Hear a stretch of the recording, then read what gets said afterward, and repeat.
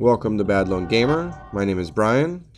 Today's video is going to be about building a lava blade mob trap spawn farm.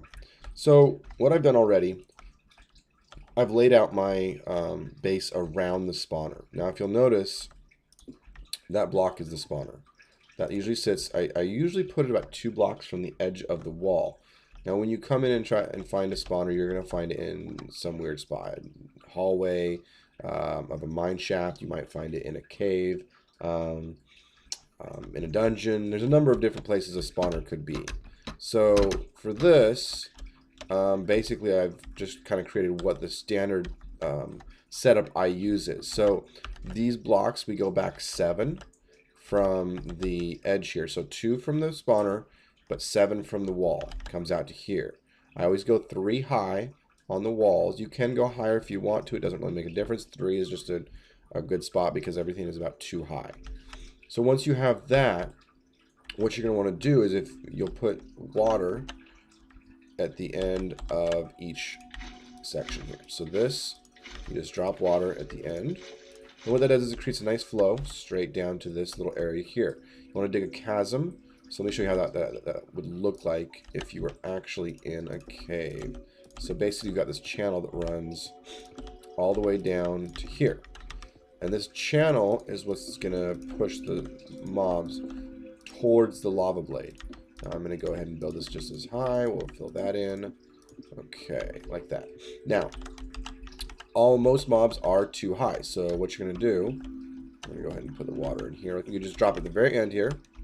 And if I have this set right, it should go, yep, to there. So, from here, mobs are always, they're too high. Most of the time. Zombie spawners are going to spawn mini zombies, but all you need to do is just watch out for them. That's basically it. So, you put a block there to make sure that, you know, they can only get so far. Not that they're really going to jump that high.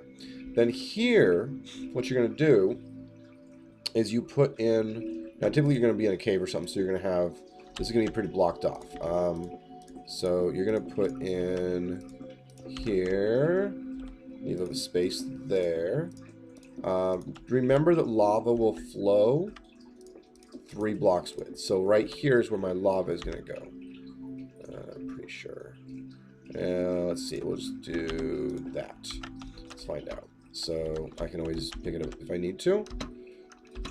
Okay, if I can control my game right. I think this is right. So if we put that there, that's gonna go 1, 2, 3, and drop. Okay, and it's gonna turn into a solid rock, which is fine. I'm just checking that really quick.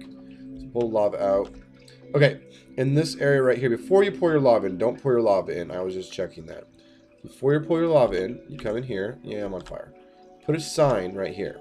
Okay, you don't have to put anything on. Just put a sign there.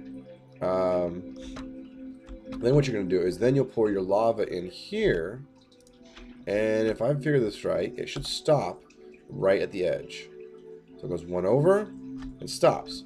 So it flows from block 3 blocks over. The sign won't get burned up. It just sits there. And it keeps the lava from going, hitting the water. So then we're just going to go ahead and cover this up. Now, this being in a cave makes things a little tricky.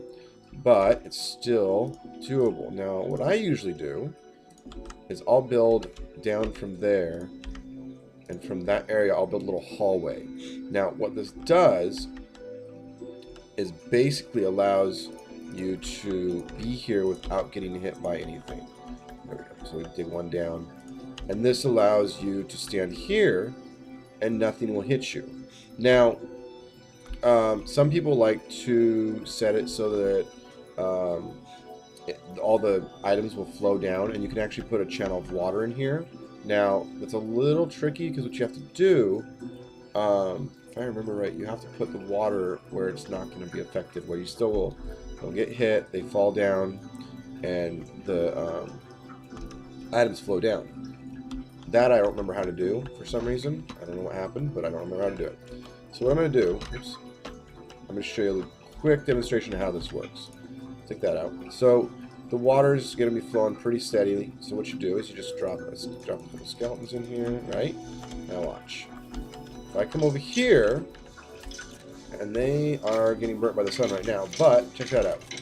So as they fall, and this is for supply. When you're with when you're doing skeletons, this is strictly for bones and arrows. That's all it really is for. And then you might even get a bow every once in a while.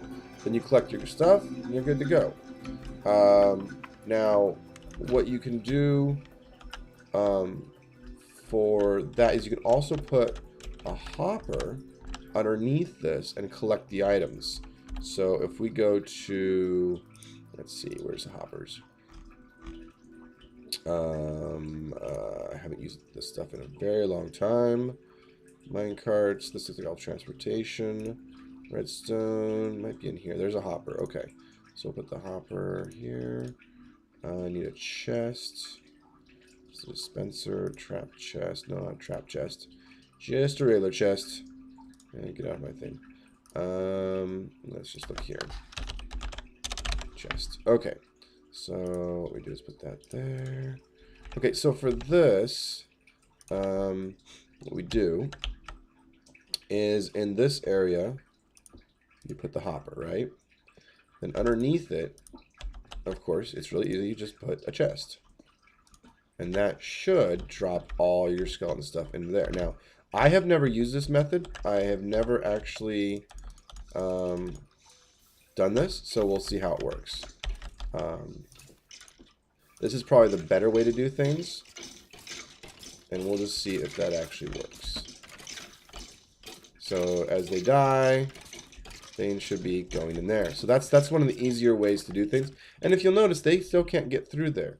So that's probably the easiest way to make it so that you can be away from this thing. Well, they're not going to spawn if you're too far away. This is the easiest way for you to be away from it and still collect whatever they drop aside from the experience. Now, if you're wanting to build an experience farm out of this, you simply fill these blocks in, and all you have to do is hit them once, if it's like a zombie farm or something like that. And then each time they spawn, you do that, and they'll die, and you don't worry about it. You just collect the experience. So this is the basic way it works. Go over the dimensions one more time. It's 3 from the floor. It is 6 across. I'm sorry, 7 across, I believe. 1, 2, 3, 4, 5, 6, 8. Yeah, 7 across, 7 down. And actually the room is 8 down, but that last one is the floor is 7 across. Then you go 1 there. Lava is always from the start block 3 out to flow, and that's it. Once you do this, you basically have it all set. You just come in here, and anytime you need anything, you either check that or you sit there and kill stuff for experience, and you can rack up experience pretty fast. So that is my lava blade spawner tutorial. Really not a lot to it. It's fairly easy. Hardest part is getting to the actual spawner because you have to fight a million mobs. So there it is. Hope you enjoyed that. If you did, please like this video, subscribe to my channel, and I will be producing more videos in the future.